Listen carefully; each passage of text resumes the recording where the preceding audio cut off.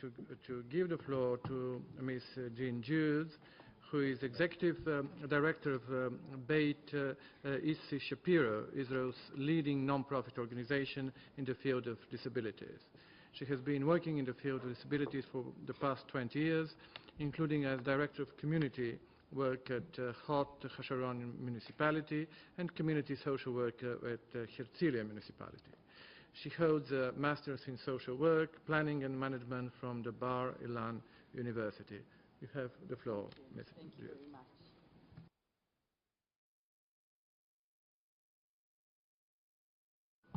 Good afternoon to everybody. If you can look on your my left-hand side, I would like you all to imagine yourselves as a 4-year-old child. You have been picked to participate in an innovative research. You are asked 3 simple questions about the 3 children in front of you. Who would you like to play with? Some kids are real smart. Which is that kid? Some kids are likely to make a mess. Which is that kid? I now want you to think of the children in your community. How would they answer these questions? I will get back to this in a minute. Beit Issie Shapiro is Israel's leading non-profit organization promoting social change in the field of disabilities, and we are committed to making an inclusive society for all. I am proud to say that we were given the award for being the most effective NGO in Israel, and we are honored to have consultative status on ECOSOC and to be part of this amazing global partnership for people with disabilities. I am delighted to have this opportunity to talk to you today about the community-based rehabilitation model and how we have implemented it into practice. So let me tell you about our strategy for social change. What is unique about our organization is our vision of social change that is based on a community-oriented model. Every initiative for change that we do touches simultaneously on 3 core activities: service development, influencing policy and attitudes, and the dissemination of knowledge, and usually has a national and international impact. We innovative model services based on unmet needs, and these models are the basis for replication. We don't expand our services, but rather transfer our knowledge through research and training to other NGOs, government, and local councils who adopt these services and develop them in the entire country. This strategy frees us to invest in development and innovation. The only exception is a branch we developed in a neighboring Israeli Arab city. We set up a model of excellence in early intervention and developed a family support center that is culturally adapted. So if I go back to our innovative services, we developed the first early intervention center, and today there are 120 in Israel. We developed the first multi-sensory room, and today there are 400. We developed the first dental clinic for people with autism and intellectual disabilities, and today there are 16. Many of our services are replicable anywhere in the world. However, we understand that the challenges of people with disabilities are primarily the community's attitudes, and this is a major barrier to inclusion. So everything we do has a component of changing attitudes in the community and influencing policy and legislation that are necessary for an inclusive society.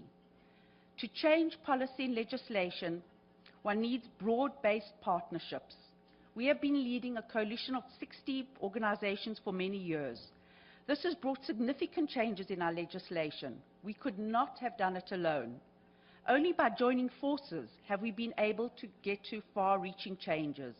We believe the saying that if you want to go fast, do it alone. If you want to go far, do it together.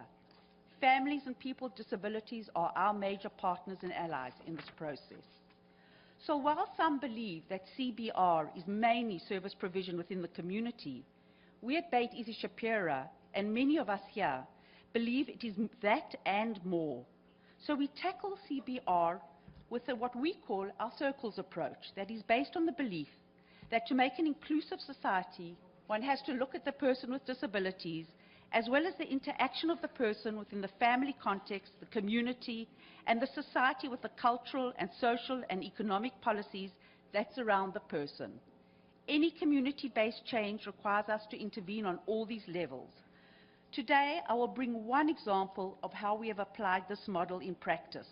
And I will hope to show you how the CBR, the community-based rehabilitation model changes the quality of life of people with disabilities and their families. The project I will present was in response to parents who shared with us their frustration that their children couldn't take their kids out to play in the afternoons and weekends as there were no accessible playgrounds. They also told us when that they did go to playgrounds that were not suited to their children's needs, they felt excluded and people distanced themselves from them. So we decided to build a model of an accessible and inclusive playground that would also take into consideration social accessibility that requires removing the barriers of social stigmas. So we planned and implemented the playground within a beautiful park in our city with vast and diverse partners, including people with disabilities, their families, families from the community, architects, garden designers, professionals, and others. We planned a park that would be very attractive for all children, for children with varied abilities based on universal design. We named the park Let All the Children Play. Is that not our dream behind community-based rehabilitation? But an accessible park is not only about the children. It is also about the parents and grandparents with disabilities. Bella Tzur, in this picture, a member of our local council and a disability leader in Israel, could not go to the park as a child. And she could not take her children, her 4 children, to the park. But only now, at the age of 50 years old, she's expecting her first grandchild. And for the first time, she will be able to go to the playground with her grandchild. So, do you remember those 3 questions I asked in the beginning? Well, we built an instrument to measure the perceptions of children who are 4 and 5 years old. And we wanted to check how they felt about their peers with disabilities. We discovered that children at a very early age think, feel, and act differently towards children with disabilities and have negative perceptions towards them. These perceptions are, of course, the basis for future stigmas. So we realized that we had to undertake a serious educational program in the kindergartens and schools and to change these attitudes, as well as change the attitudes of the teachers and the parents.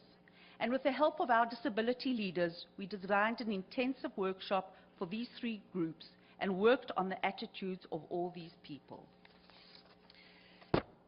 But we know perceptions turn to stereotypes, and so we've learned that in order to remove barriers and to make real and deep change in society, we have to change attitudes towards the whole age spectrum, starting from kindergarten teachers, including youth, and up to adults. I do not have time to tell you about these programs, but the programs of the youth are very interesting, and anyone who's interested can make contact with me afterwards. However, in order to reinforce the changing of attitudes, we turned to the media, the mass media, and we partnered with Sesame Street in Israel. Sesame Street added a Muppet on a wheelchair to the Israeli cast.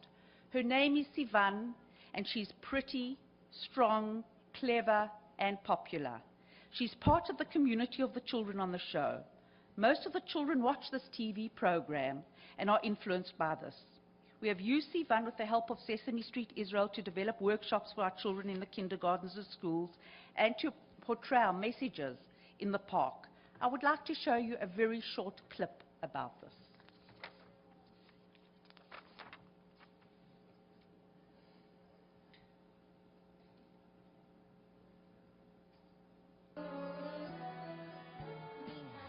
ב-23 באוגוסט 2010 הושק באירוע חגיגי בפארק חברים של בית איזי שפירא ברעננה גן המשחקים הנגיש הראשון מסוגו בישראל, המותאם כולו לילדים עם מוגבלויות.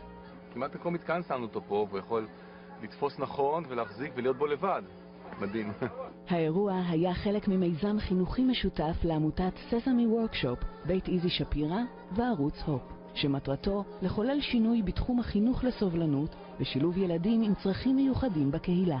המיזם החדש משלב פעילויות שטח ותוכנית חינוכית בגני הילדים בהשתתפות דמויות מהסדרה רחוב סומסום המשודרת בערוץ הופ. מה שאנחנו רואים כאן זה שותפות נדירה של 3 גופים חזקים מאוד, ערוץ הופ, ססמי וורקשופ ובית איזי שפירא, והם מטמיעים בדור הצעיר והרך ביותר בישראל את התובנה שכל אדם יכול להשתלב בכל מקום ולהגיע לכל מקום. בהמשך לאירוע השקה, צולמה כתבה מיוחדת ומרגשת בהשתתפות החבובה סיוון והילדה אנסטסיה, שחלקה עם הצופים בבית את חוויותיה כילדה בעלת מוגבלויות. אז אולי ניסע לשם יחד? כן, יאללה. קדימה.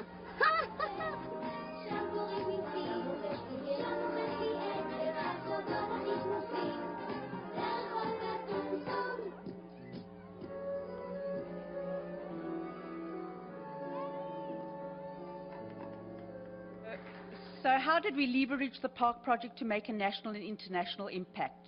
Today we are giving consultation to 30 local councils in Israel about setting up such parks, and that includes our social programming.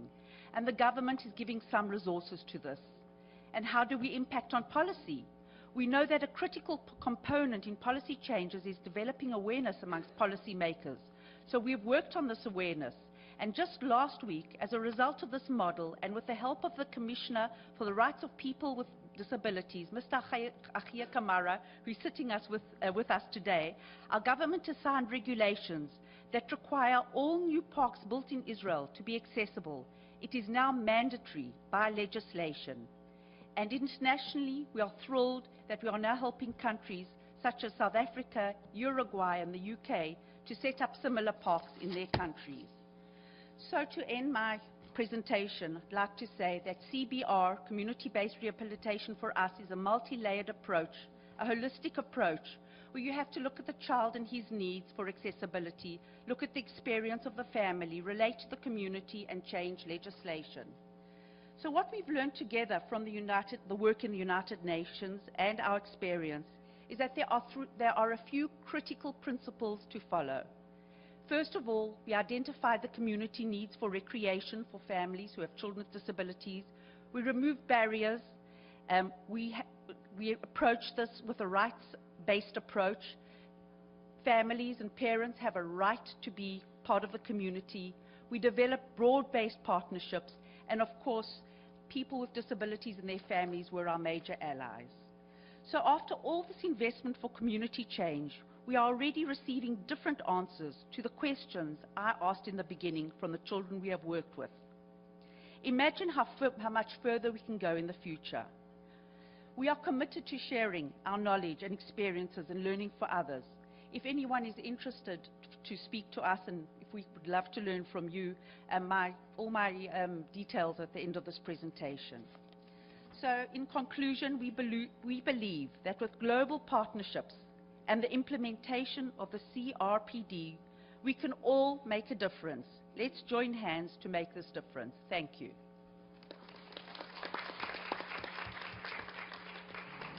I'd like to thank warmly Ms. Jude for sharing with us your impressive experience, the experience of your organization in your country. I think we'll remember for a very long time these images of the playground for children with disabilities. Now I'm